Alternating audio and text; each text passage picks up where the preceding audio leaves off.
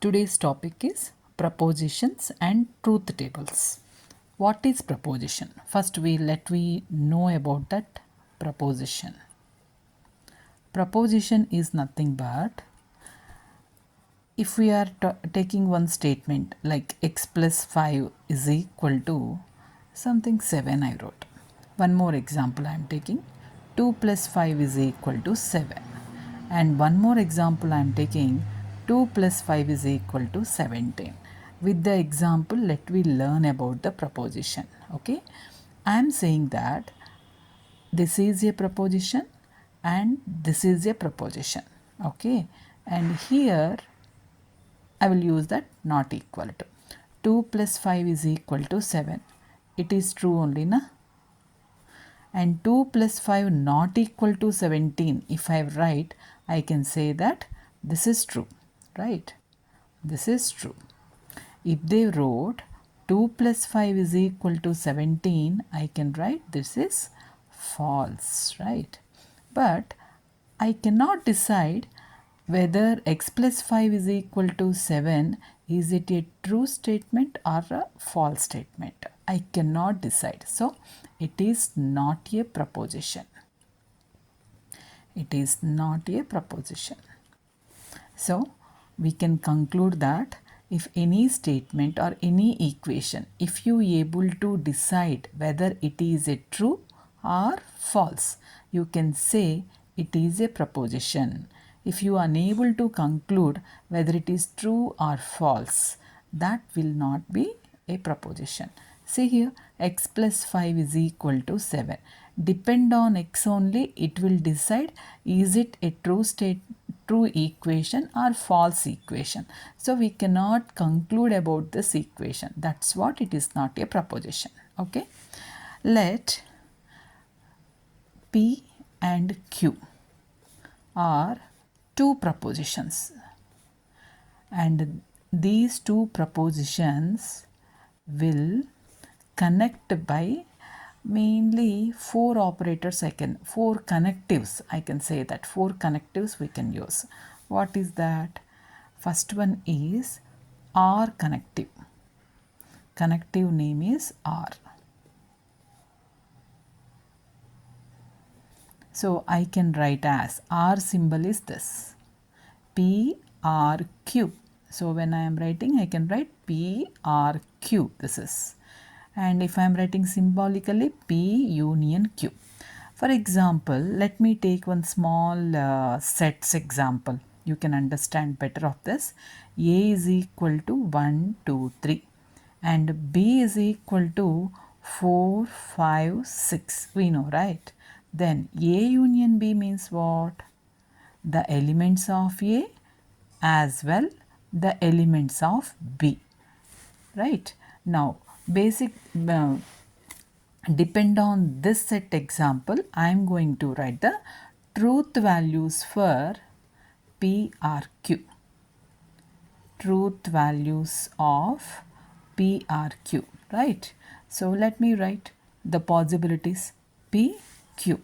There are only two propositions are there. What all are the possibilities? Might be both are true. First one will be true, next one may be false. First one will be false, next one will be true. First one will be false, next one will be false.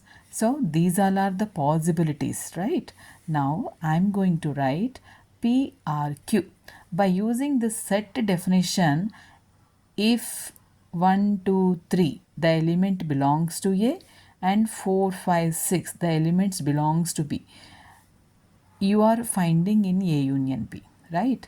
So the eligibility of the element should be in A union B is the element may belongs to A, may belongs to B, not required of in both, is it or not? So if both are true, you can write true. The element belongs to both P and Q.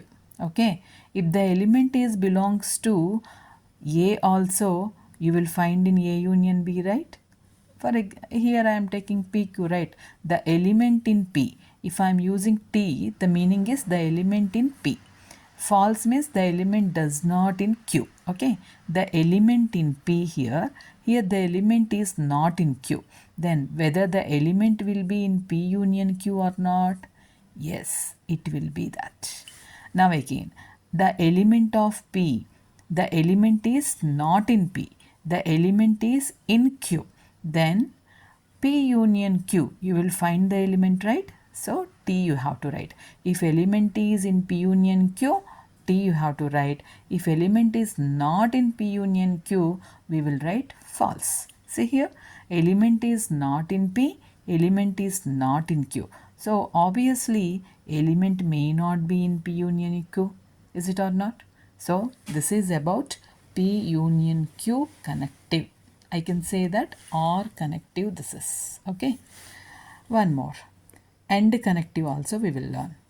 And connective.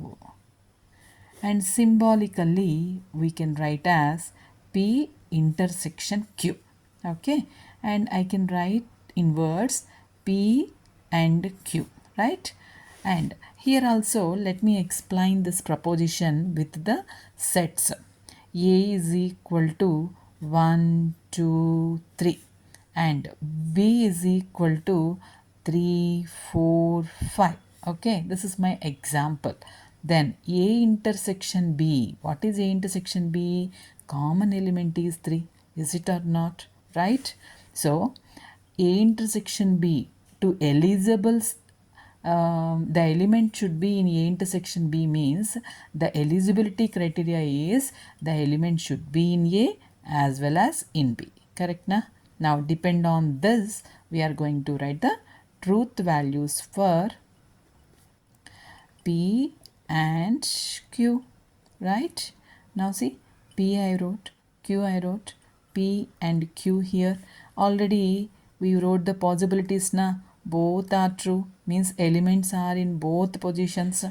Then T F F T false false. Now we will see element in P, element in Q. Element will be in P and Q, right? So I have to write true for this. Again, element in P and element not in Q.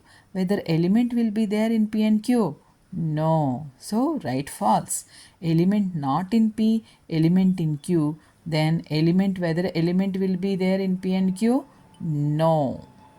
Again, element is not in P, element is not in Q. Obviously, element may not be in P and Q also. If you compare with the set example, it is easy to write that truth values. Okay. Here I wrote conveniently with the T and F. I feel that is easy for me. And if you want to write in terms of 1 and 0, then you can replace T by 1 and false by 0. You can do that. Now P implies Q and P double implies Q. That both truth values also we will learn. Then we will stop this lecture. Again, I am writing that PQ possibilities I am writing here. PQ. Okay. P implies Q. This is. Then possibilities, see, both are true. One is true, one is false. One is false, one is true. And both will be false. Okay. In this case, truth value is TF, the element in P and the element is not in Q. If the element is not in Q, TF combination only you will get false. In other cases, it will be true. Okay. If P, then Q. This written form, verbal form, you can write like this. P implies Q. If P, then Q. This is the truth table of P implies Q. Then I will write for B, P double implies Q also. Here only I am writing, see here, P double implies Q. In this case, both P and Q should have the same truth values. See here, both are same. That's what your result also true you will get. True, false, they are different. So it will be false. Here also they are different, so it will be false.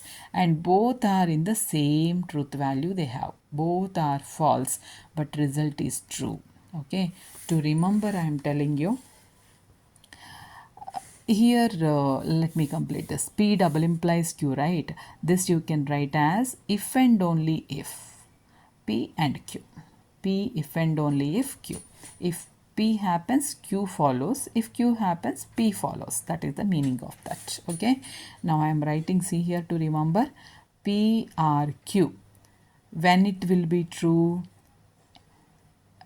If both are true, it is true. One true, false, true. False, true, also true, right? So only one odd man it is there. What is that? If both are false, our result is false, right? So this is P, Q, and this is P, R, Q. So in remaining cases, you will get true. So what will be the odd element? If you remember that odd row, that is enough. Then in the case of P and Q also, see here, if both are, I can say that both are true, then it will be true, right? In other cases, it will be false. TF false, false to false, false, false, false. Then in the case of P implies Q, here I can write TF is equal to false. Remaining cases it will be true. In the case of P double implies Q, both are true, result is true. Both are false, result is true. In other cases it is false. So this is the way to remember about logical connectives. Thank you.